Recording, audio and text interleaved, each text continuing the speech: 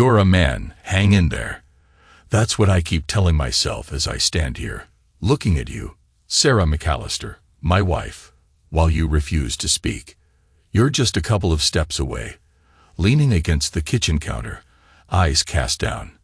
Maybe you think if you remain silent long enough, I'll lose my nerve and leave. But you know me better than that. I've been holding everything inside for so many years, growing darker with each memory of how this all began. And now, here we are, the same broken pieces that never fit back together. I wonder if you can sense my heart pounding, or if that's just the echo of my own guilt bouncing around inside my skull. I'm not supposed to blame myself, right? Everyone always says if there's an affair, it's because something was missing in the marriage. But I gave you everything I had, my time, my trust, my name. Then I saw the bruises on your wrist one evening, right where some stranger's fingers had dug into your flesh.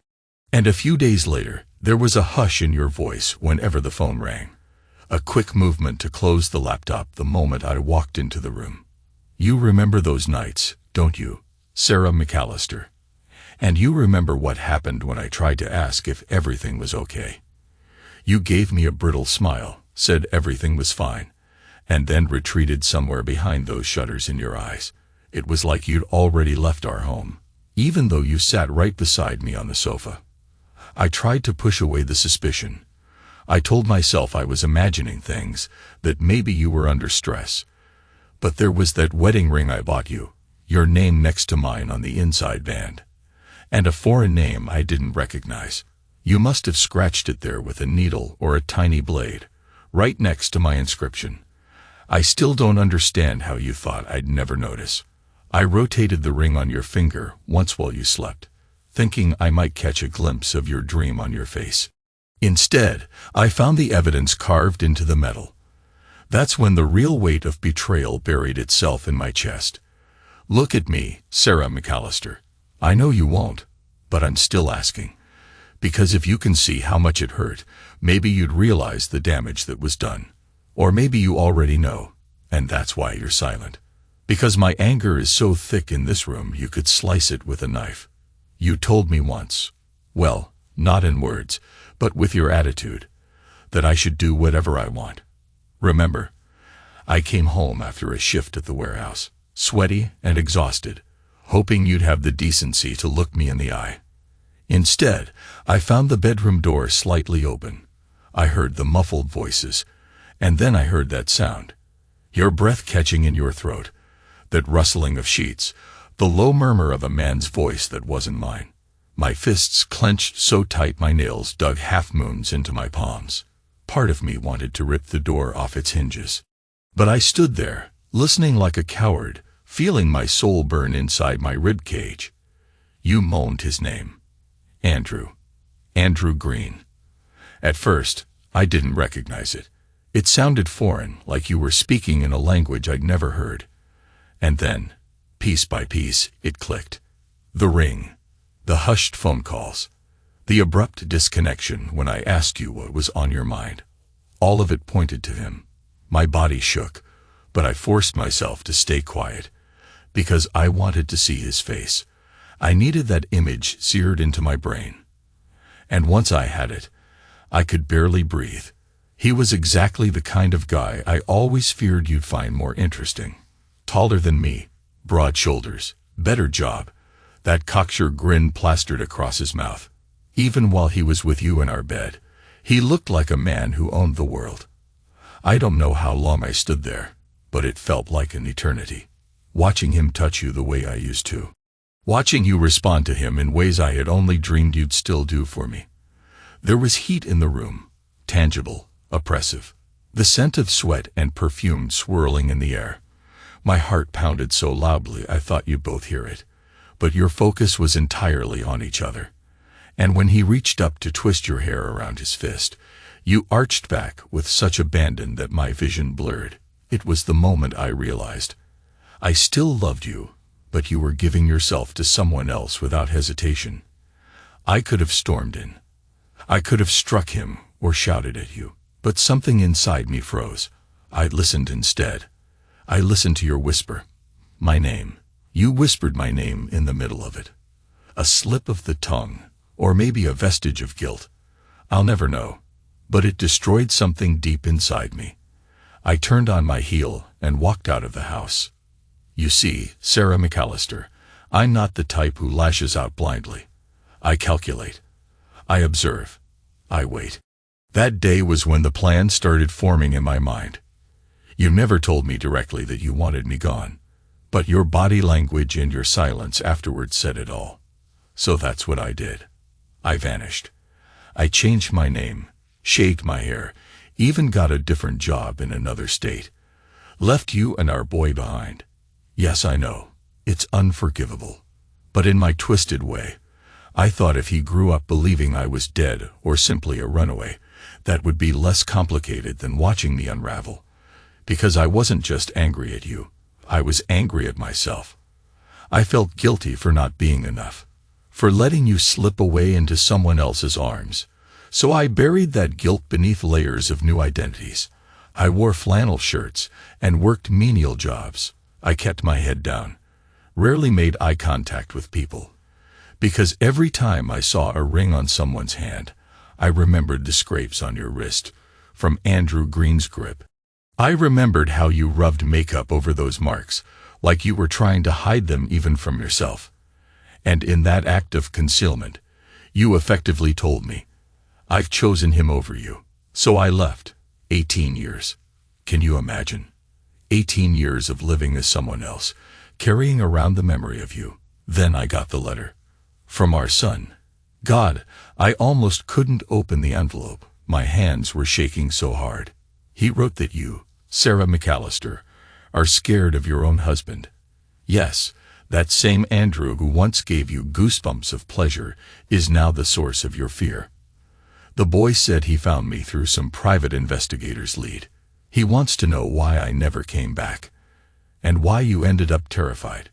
Part of me was ready to tear that letter into pieces, but I didn't, because I needed to read it again and again, letting the old wound tear open.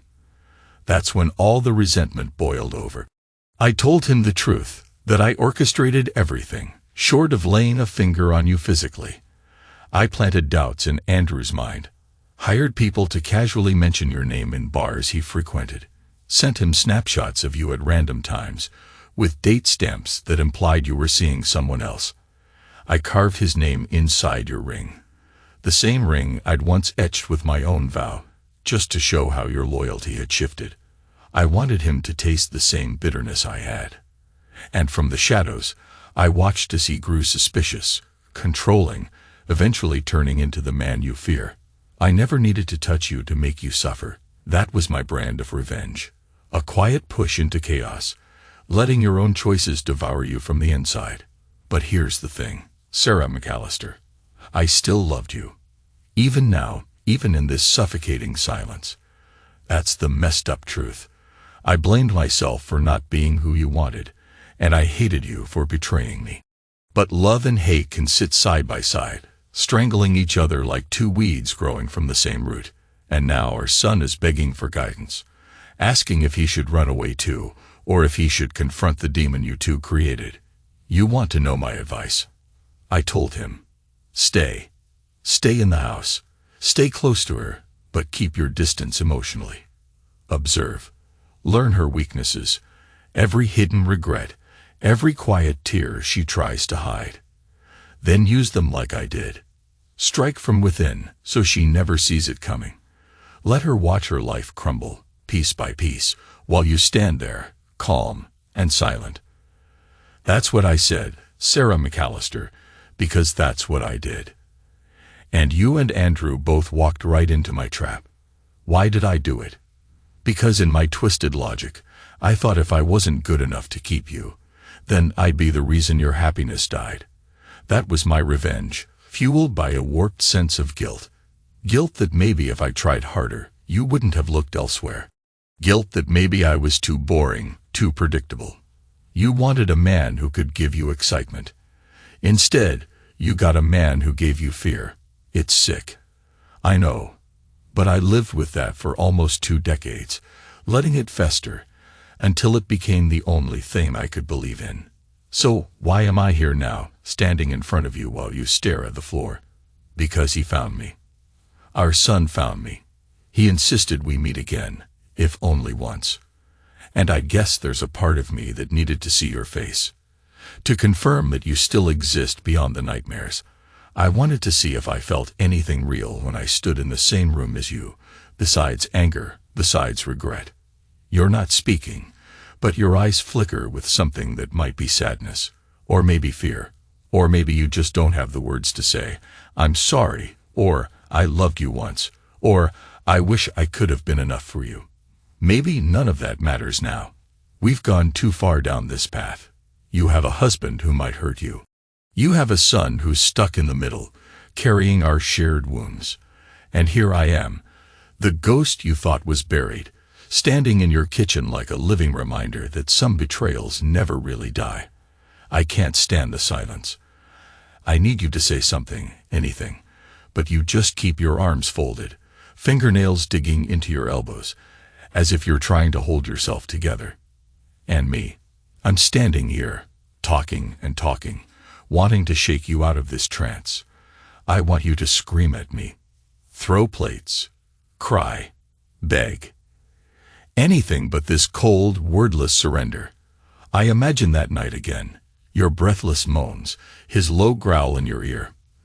The rawness of it makes my head spin. But I tighten my fists at my sides, because you see, Sarah McAllister, I'm not here to forgive. I'm here to close the loop.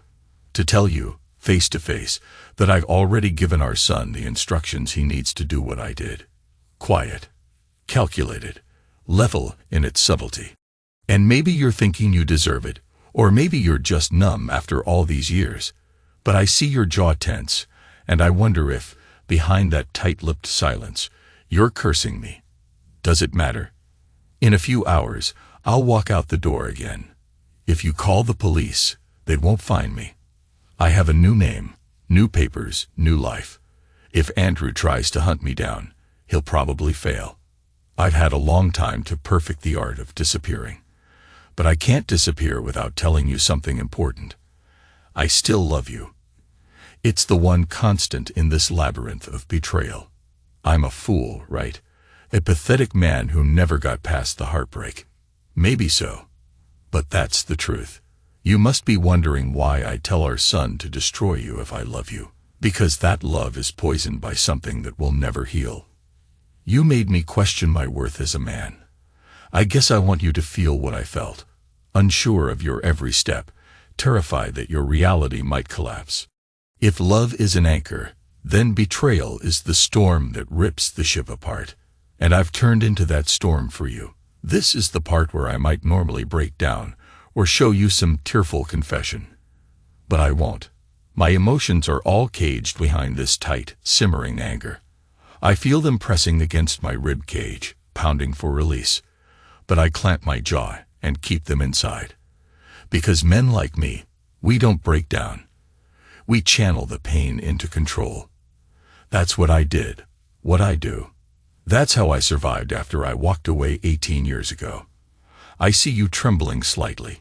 Maybe now you realize the part I played in your misery. Or perhaps you've known all along but refused to accept it. This is your chance to speak, Sarah McAllister. Will you beg me to stop? Will you try to defend yourself? No, still nothing. Just that dull acceptance in your eyes. Sometimes I hate you for that almost more than I hate you for cheating. The way you just stand there, letting the world burn around you. I can't hold back the words anymore. They're spilling out before I can even think. Do you remember how you said I could do what I want? You didn't say it out loud, but you practically told me to leave. You shut me out, gave me no choice, and I took that as permission to do something worse. That's what I did. I made sure your precious Andrew turned into your worst nightmare. And now our boy's living under that same roof, watching it all unfold. My voice cracks, but I force it steady again. I told him to do what I did. No direct violence, just quiet sabotage from the inside. You want to know why? Because I can't bear the idea of him escaping so easily. He's my son, and he should learn that life is never fair. He needs to see that any love can turn sour. He should taste that bitterness so it doesn't blindside him later. That's what I wrote in my letter. You still won't speak, will you? You're biting your lip now, maybe to keep from crying, or maybe to keep from hurling insults at me. I can't read your eyes anymore. They're hollow, as if you've retreated somewhere inside yourself. Sarah McAllister. I say your full name again, louder this time. It echoes in the empty space. I love you more than anything in this world. I wanted to give you a life free of worry. I worked my hands raw to afford that ring on your finger, and you carved another man's name in it. Is it still there? Let me see. I reach for your hand, and you jerk it away. That's the first real movement you've made, a tremor of defiance. But it's too late to matter. The damage is done. Don't worry, I mutter, stepping back. I don't need to see it. I know it's there. Your silence is maddening. But I guess this is your way of punishing me, making me drown in my own words. Fine. If that's how it goes. I hope you realize, I say, that this is goodbye. After tonight, you won't see me again. Whatever happens next is between you and Andrew, and our son, if he decides to carry out what I taught him. I'm washing my hands of this whole mess. My chest feels tight, like the final exhale is fighting to break free. I turn away from you, press a hand to my forehead. The headache that's been building finally surges. I can hear my own blood rushing through my ears. Memories flash. The day we first met. How you smiled at me under that old oak tree near the campus library. The day we married, your cheeks flushed with excitement as we said our vows. The day our son was born, and I thought my world couldn't get any more perfect. And finally, that terrible day I discovered you with Andrew Green in our bed. It all merges into a single, painful college. Why didn't you just ask me for a divorce? I whisper, even though I know you won't answer. Why did you have to make me discover it like that? My voice trembles with an anger that's almost childlike in its confusion. I could have handled the honesty. But this was worse. When I glance over my shoulder, you're looking at me. Your mouth opens slightly, and for a split second, I think you might speak. But nothing comes out. Just a shallow breath. My heart clenches.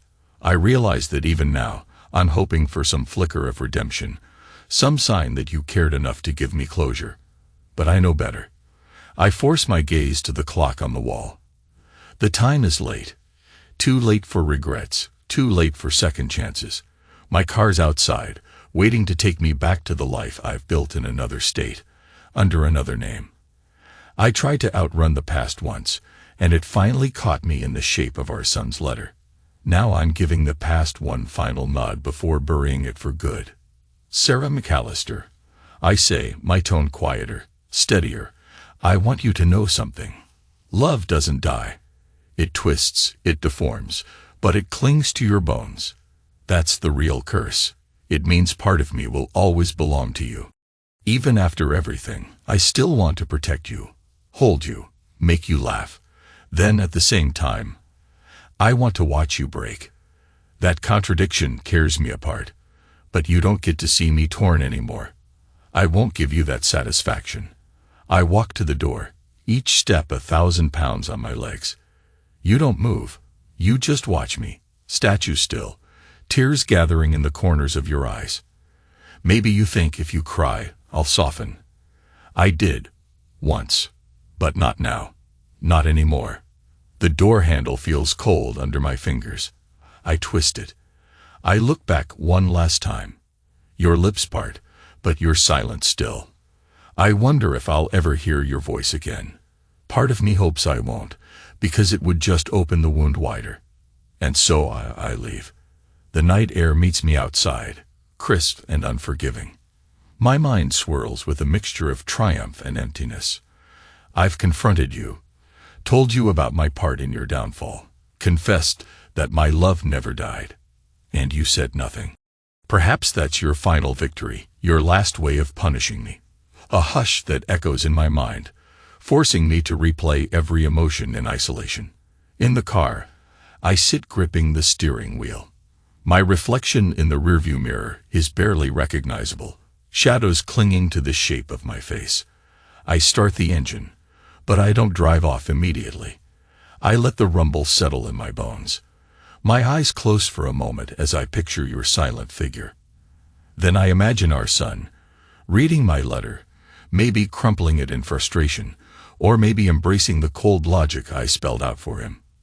That twisted logic of sabotage. Was I wrong? I asked the darkness. There's no answer, of course. I'm alone in this. I think of the ring again.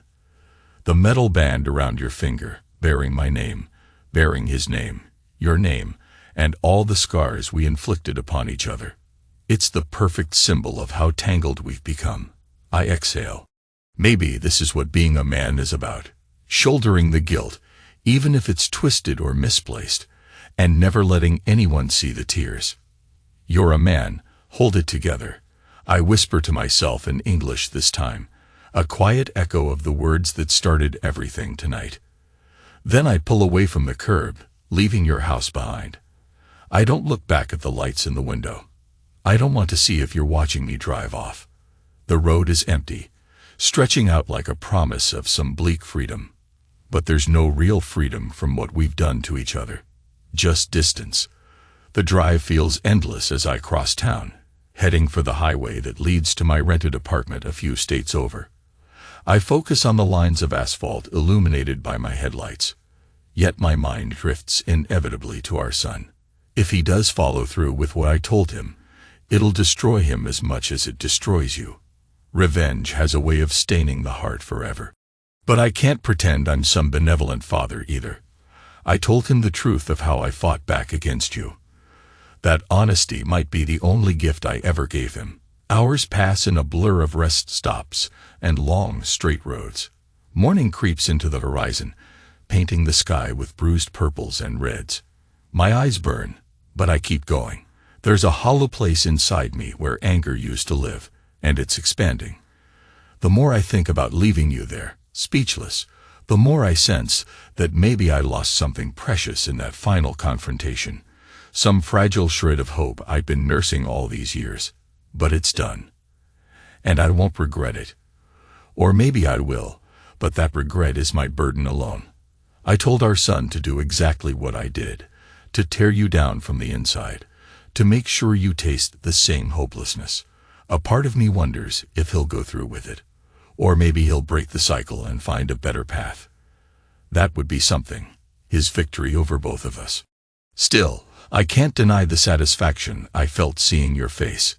Even if you said nothing, I watched your composure crack, ever so slightly. That was all I needed. Proof that I could still stir something inside you, whether it's fear or remorse. And beneath that twisted satisfaction lies the raw truth. I never stopped loving you.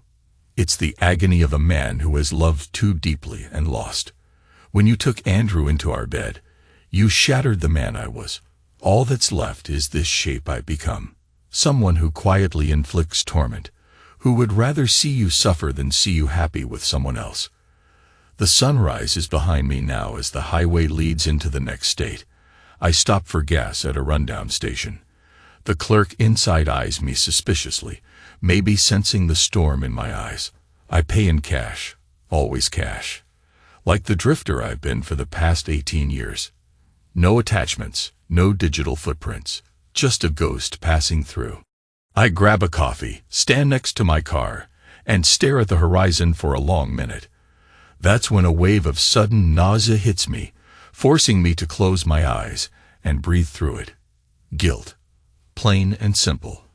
I think about Sarah McAllister, about you, alone in that house with your silent tears. Something in me wants to turn around, rush back, and hold you, comfort you, apologize for everything. But I won't, because I can't separate my love from my wrath anymore. They're fused into one monstrous emotion that consumes me. I get back in the car and press the pedal. Time slides by. Eventually, I reach the outskirts of another small town, where the building I rent an apartment in waits for me. It's a nondescript place, a tall concrete block with chipped paint, perfect for a man who doesn't want to be remembered. I park and trudge up the steps. My keys rattle in the lock. Inside, the air is stale. I toss my jacket on a chair, open a window to let in some fresh breeze. Then I sink into the couch and stare at the ceiling, letting the events of the night unravel in my mind. The entire conversation with you replays in my head. My words, your silence. That slight flinch when I reached for your hand. The letter from our son. And my instructions to him. Over and over, it loops, until I feel sick. I press my palms against my eyes, as if I can block out the images. Finally, I snap. I jump up, grab a glass from the kitchen, and fill it halfway with whiskey.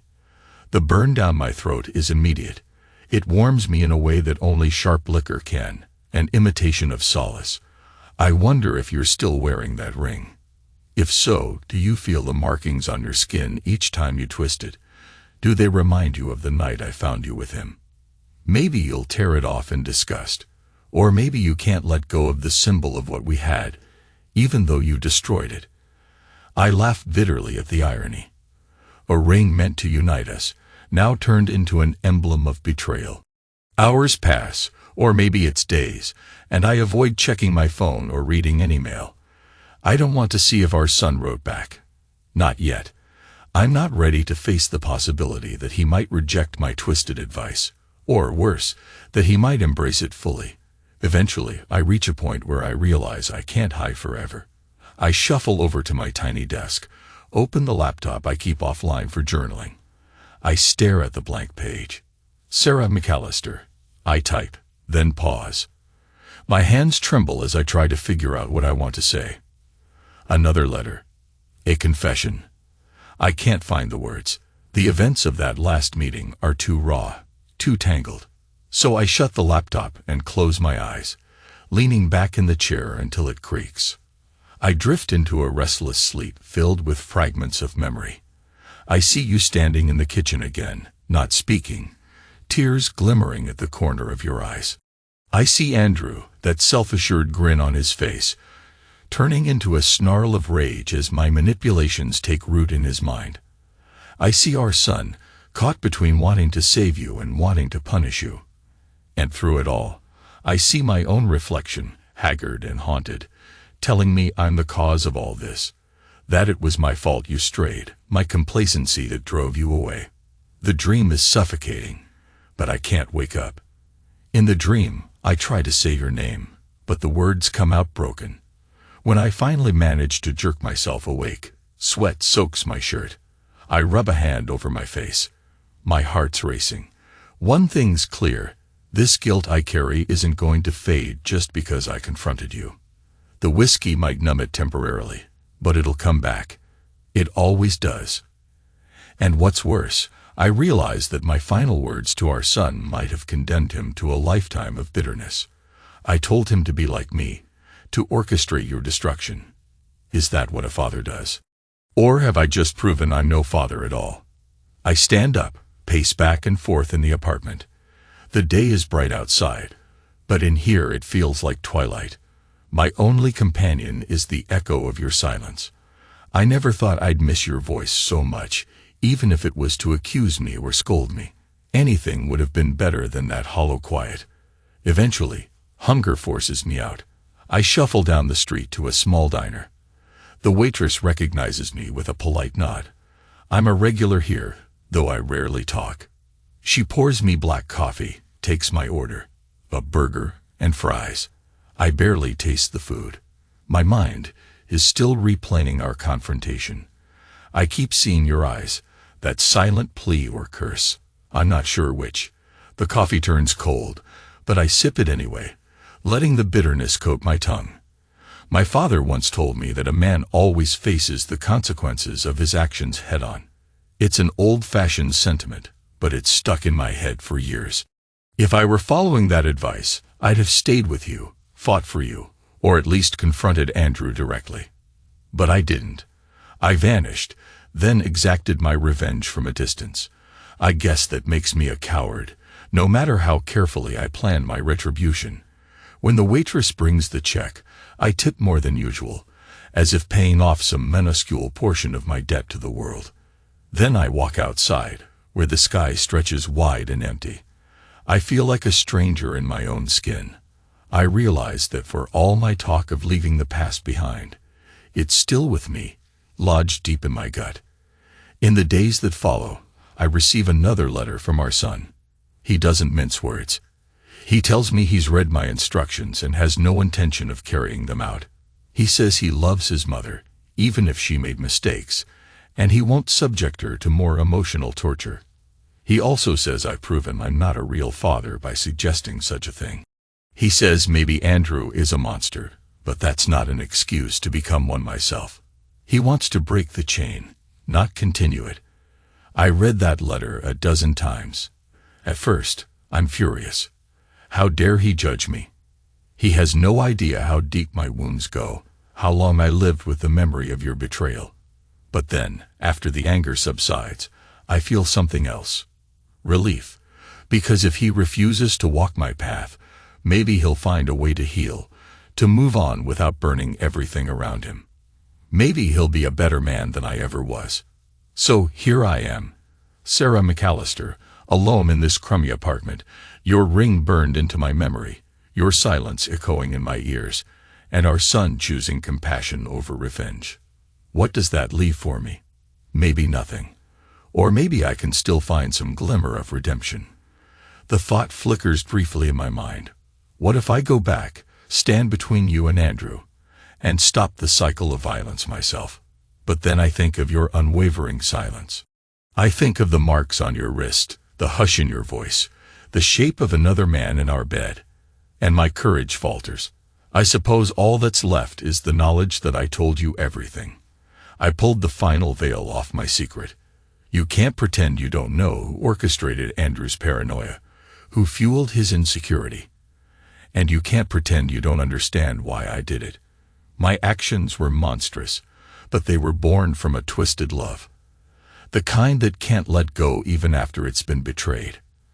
Our son's letter sits on the table, the edges already fraying from my constant handling. I wonder if one day, decades from now, you'll tell him about the night you and Andrew first crossed that line. Will you speak of me kindly, or will you paint me as some hateful specter who never truly cared? If I'm being honest, you'd have every right to call me a monster.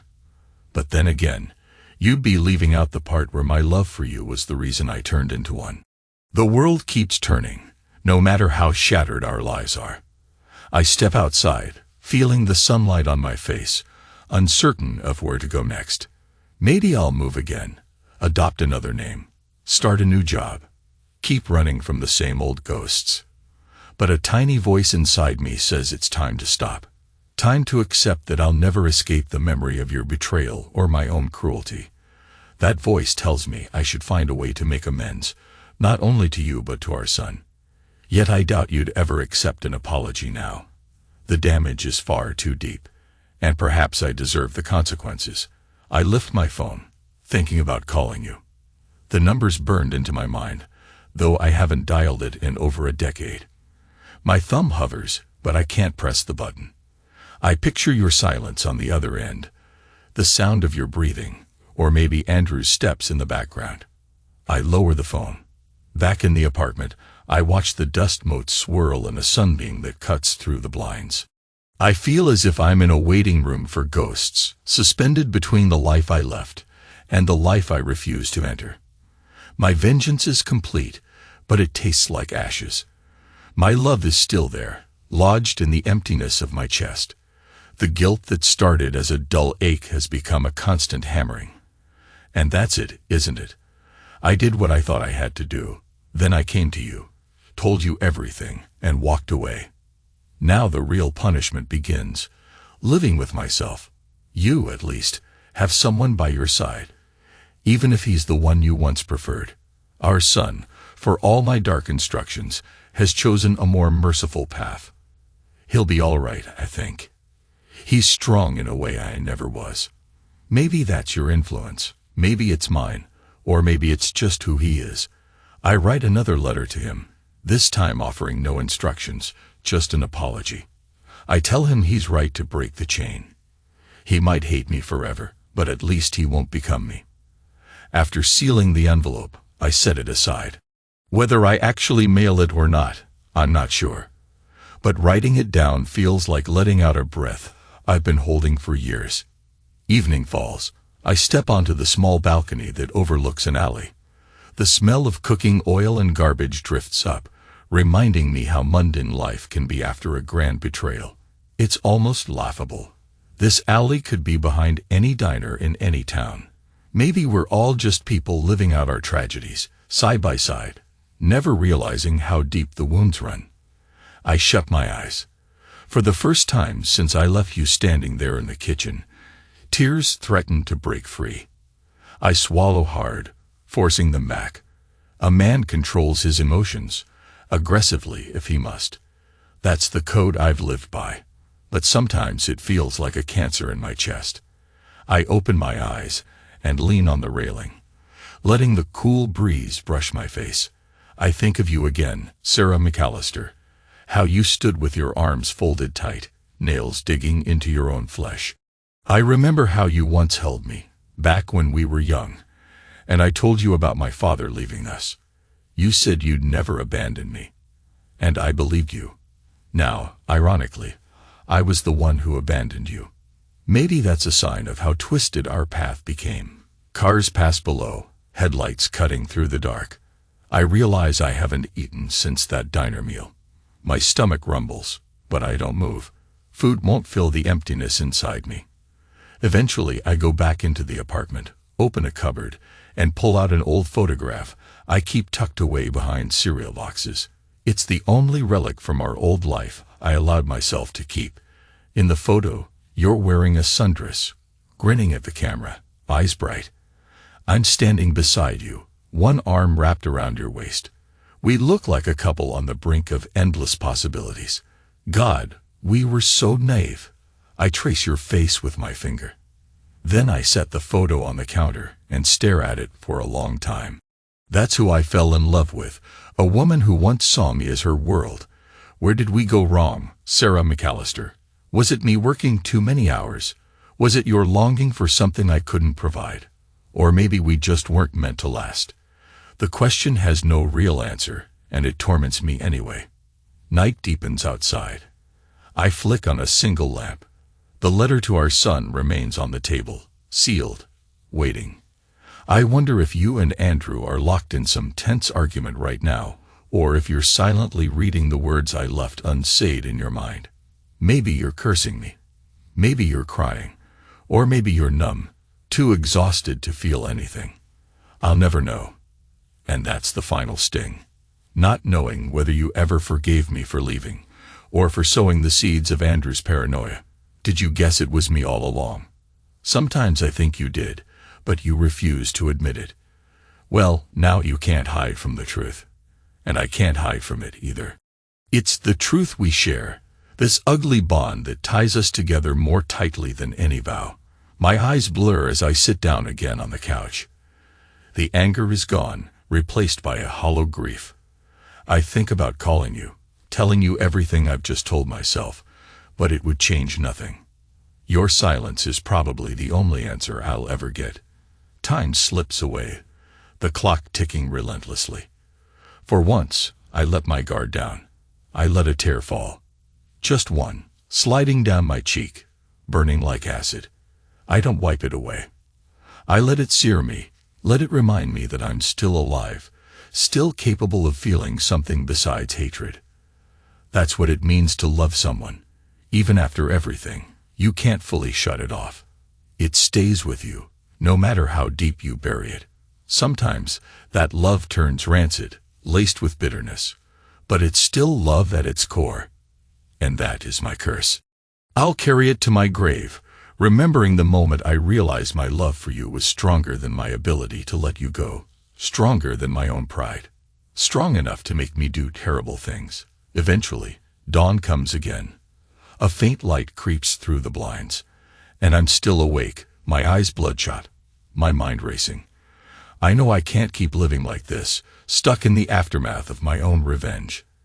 Yet the path forward is obscured by all the wreckage in my life. I think of our son's letter, how he's chosen not to repeat my mistakes. Maybe that's a spark of hope, something worth holding on to. Maybe I can follow his lead somehow, find a way to atone. Slowly, I stand, open the window, and let the morning air fill the stale room. I glance at your photo one last time before tucking it away. Then I pick up the sealed letter, grab my coat, and head out the door. There's a post office down the street. Maybe I'll mail it. Maybe I won't. But at least I'm walking in that direction, which is more than I could do last night. As I step outside, the sun warms my face. I breathe in deeply, feeling the knot in my chest loosen just a fraction. Life goes on, even for broken men, even for men who have done what I've done. And maybe somewhere in the distance, you're opening your eyes too, stepping out of your own prison of silence and fear. Whatever happens next, we've both made our choices. Our son has made his. And I suppose that's all there is. The only thing left is to keep moving forward. Because despite everything, despite the betrayal, the guilt, the vengeance, the suffering, I still love you, Sarah McAllister. And I probably always will.